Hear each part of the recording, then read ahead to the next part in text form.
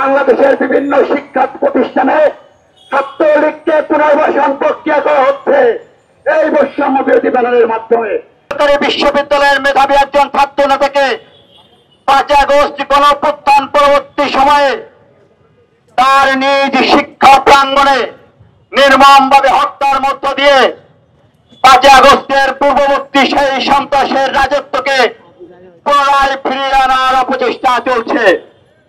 আজকে সরকারের দপ্তরে বসে বাংলাদেশ যাতে একটি গণতন্ত্রের পথোত্তর না হতে পারে তার বিরুদ্ধে এই তথাকথিত ছাত্র প্রতিনিধির নামে আজকে তারা ষড়যন্ত্র লিপ্ত হয়েছে।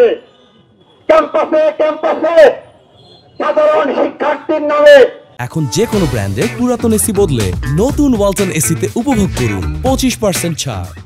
মোবাইল এসি ব্যবস্থা চালু করেছে, সাধারণ শিক্ষার্থীদের গণতন্ত্রকে টুটি চেপে ধরতে চাচ্ছে।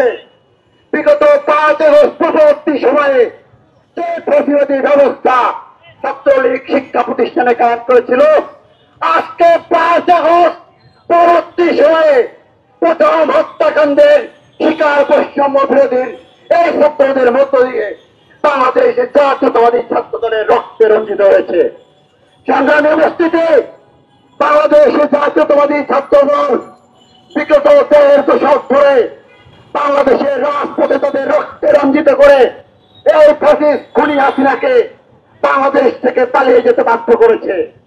ফ্যাসিস্ট খুনি হাসিনা পালিয়ে যাওয়ার পরে বাংলাদেশে কোন শিক্ষা প্রতিষ্ঠানে আর যদি কোন প্রতিবাদী ব্যবস্থা কায়েম করতে চায়, হুঁশিয়ারি করে দিতে চায়, বাংলাদেশ জাতীয়তাবাদী ছাত্র দল হাসিনার রক্তচক্ষুকে উপেক্ষা করে প্রকাশ্যে আন্দোলন সংগ্রামের মধ্য দিয়ে তাদের কার্যক্রম পরিচালনা করেছে।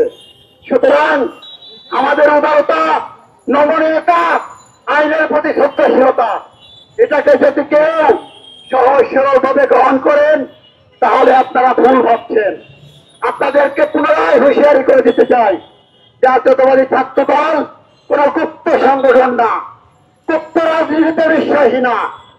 আমরা প্রকাশ্যে আপনাদেরকে বলে দিতে চাই, সাধারণ শিক্ষার্থীদের মনোভাব বোঝার চেষ্টা করেন, রাজনীতিকে সহজ সরল করার চেষ্টা করেন, গণতন্ত্র মতকে বিশ্বাস করেন, ভিন্ন মতকে লালন করার চেষ্টা করেন। কোন সিদ্ধান্ত চাপিয়ে দিয়ে বাংলাদেশের শিক্ষার্থীদের মধ্যে বিভাজন তৈরি করে পুনরায় বাংলাদেশে কোন ফ্যাসিবাদী ব্যবস্থা কায়েম করতে দেওয়া হবে না। সাধারণ শিক্ষার্থীদের পেশে আমরা দেখছি বাংলাদেশের বিভিন্ন শিক্ষা প্রতিষ্ঠানে ছাত্রলীগকে পুনর্বাসন প্রক্রিয়া করা হচ্ছে এই বৈষম্য বিরোধী ব্যানারের মাধ্যমে। আমরা হুঁশিয়ারি করে দিতে চাই, কেউ যদি এই ব্যানারকে ব্যবহার করে ছাত্রলীগের পুনর্বাসন করেন, আপনাদের বিরুদ্ধে আমরা কঠোর অবস্থান নিব। আমরা আইনের প্রতি শ্রদ্ধাশীল, কিন্তু আমাদের কঠোর অবস্থান নিতে আমরা ভুল করব না।